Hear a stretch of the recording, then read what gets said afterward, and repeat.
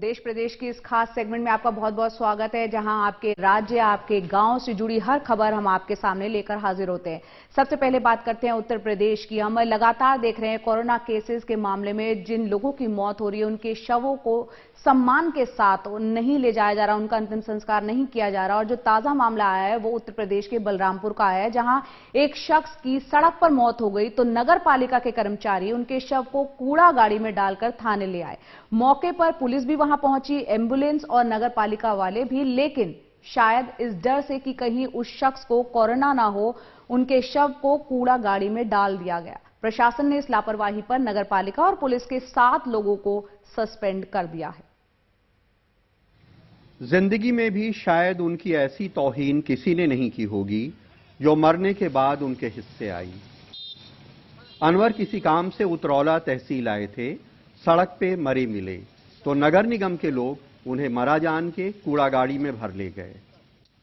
इस समय चूंकि कोरोना का जो चल रहा है, हर तरफ कोरोना की वजह से एक संशय बना हुआ है, तो उसकी वजह से संभवतः वहां पर एक ऐसी इन लोगों ने लापरवाही की और ऐसी संवेदनहीन हरकत हुई है जो कि बहुत गलत है। अनवर के शव का ये अपमान जिसने भी देखा तकलीफ से भर गया।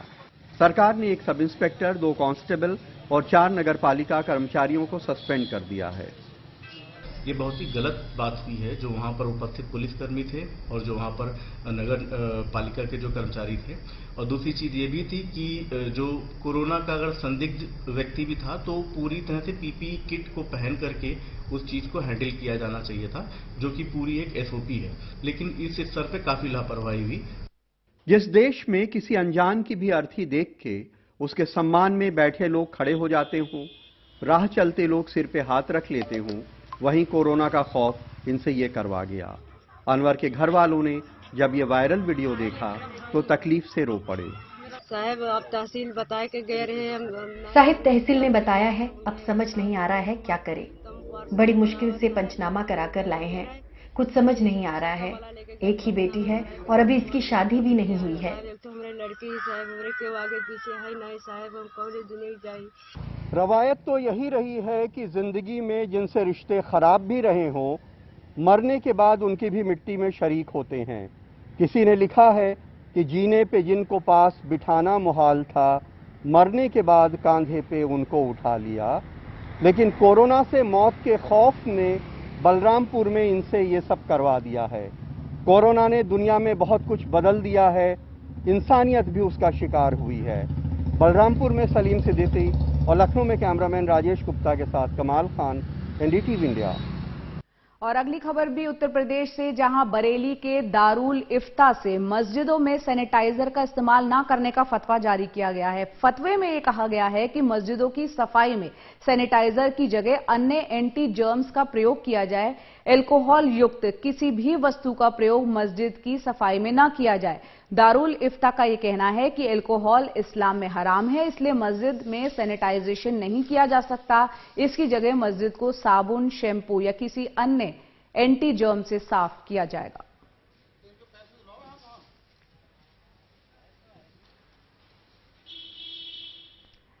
और अब बात करते हैं बिहार की, जहां कल पूर्व मुख्यमंत्री और राष्ट्रीय जनता दल के अध्यक्ष लालू प्रसाद यादव का 73वां जन्मदिन था। राष्ट्रीय जनता दल ने उनके जन्मदिन को गरीब सम्मान दिवस के रूप में मनाने का निर्णय लिया था। इस मौके पर पटना में गरीबों को भोजन भी वितरित किया गया, उनको बांटा गया, लेकिन भीड़ इतनी ज्यादा बढ़ गई कि खाने के लिए छीना झपटी मच गई, सोशल डिस्टेंसिंग की धज्जियां उड़ गई। तो ये खबर हम आपको दिखाएंगे बाद में, लेकिन लगातार अलग अलग राज्यों की खबर दिखा रहे हैं। और अब रुक करते हैं पंजाब का, जहां लुधियाना में एक अजीबोगरीब घटना देखने को मिली है। बस्ती जोदेवाल की कृष्णा कॉलोनी इलाके में बने क्वारंटीन सेंटर की पानी की टंकी में जहरीला पदार्थ पाया गया। दरअसल अपने भाई की गिरफ्तारी से गुस्साए एक युवक ने इस हरकत को अंजाम दिया था ताकि वहां दाखिल सिपाही और दूसरे कर्मचारी की मौत हो जाए। ड्यूटी पर तैनात सिपाही गुरपिंदर सिंह ने पुलिस थाने को इसकी जानकारी दी और आरोपी युवक को गिरफ्तार कर लिया गया। अब दोनों भाई जेल में हैं।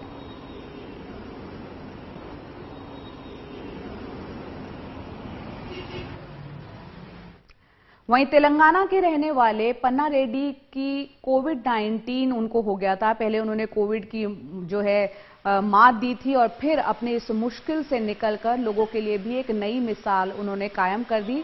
पन्ना रेड्डी ने आर्टिफिशियल इंटेलिजेंस पर आधारित एक थर्मल स्क्रीनिंग सिस्टम का इजाद कर दिया। थर्मल स्क्रीनिंग सिस्टम में ये भी पता लग सकता है कि आपने मास्क पहना है या नहीं। इसे सिकंदराबाद और हैदराबाद रेलवे स्टेशन पर लगाया गया है।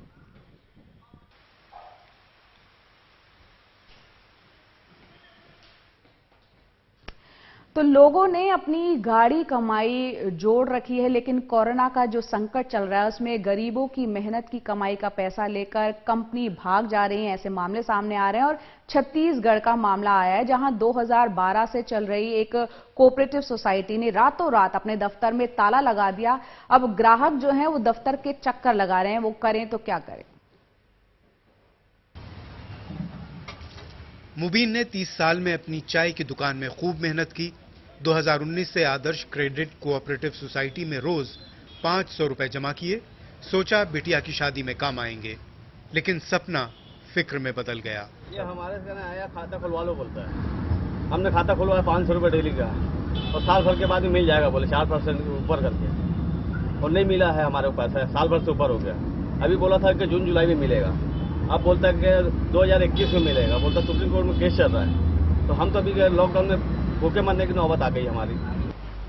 आदर्श क्रेडिट कोऑपरेटिव सोसाइटी 1 साल में 11%, 3 साल में 11.5% और 5 साल में 12% ब्याज देने की बात कहती थी।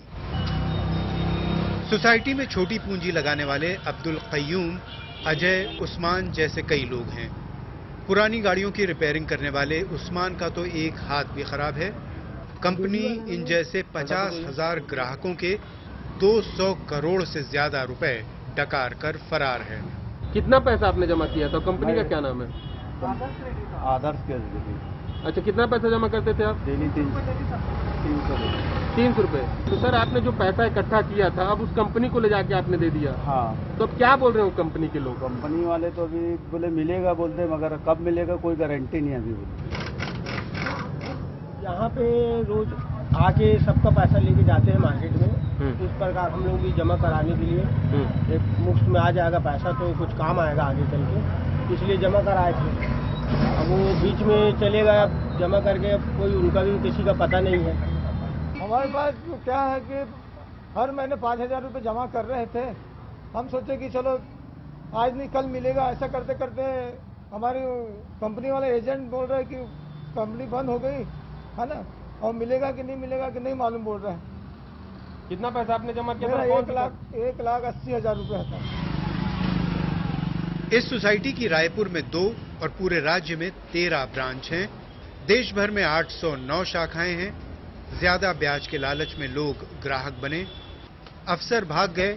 तनवीर जैसे एजेंटों की परेशानियां बढ़ गईं। हाँ, यहाँ पे डेली डिपॉजिट और आरडी के माध्यम से पैसे जमा होते थे, जो कि 1 साल में मैच्योरिटी की राशि समय से भुगतान हो जाती थी।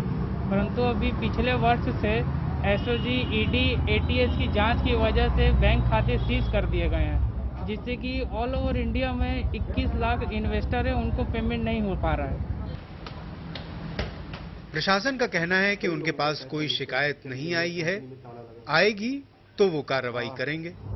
ऐसी जैसे यदि ऐसा कुछ होता है तो बिल्कुल इसकी विधिवत जांच करवाई जाएगी और जांच करवा के आगे जो है अग्रिम आवश्यक कार्रवाई की जाएगी।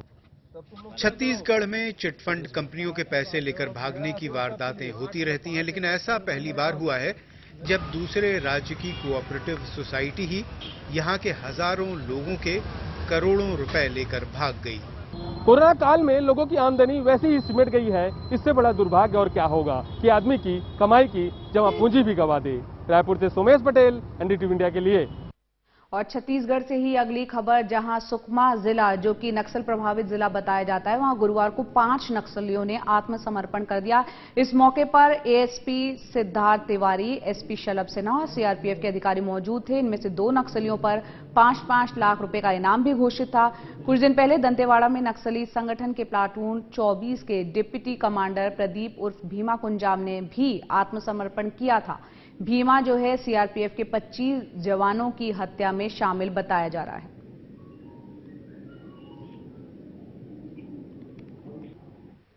और अब आपको लिए चलते हैं पश्चिम बंगाल, जहां अनलॉक 1 में मिली ढील के बाद बाजार और दुकानें खुल गई, लेकिन कोरोना के खतरे के बीच ग्राहक कम ही नजर आ रहे हैं।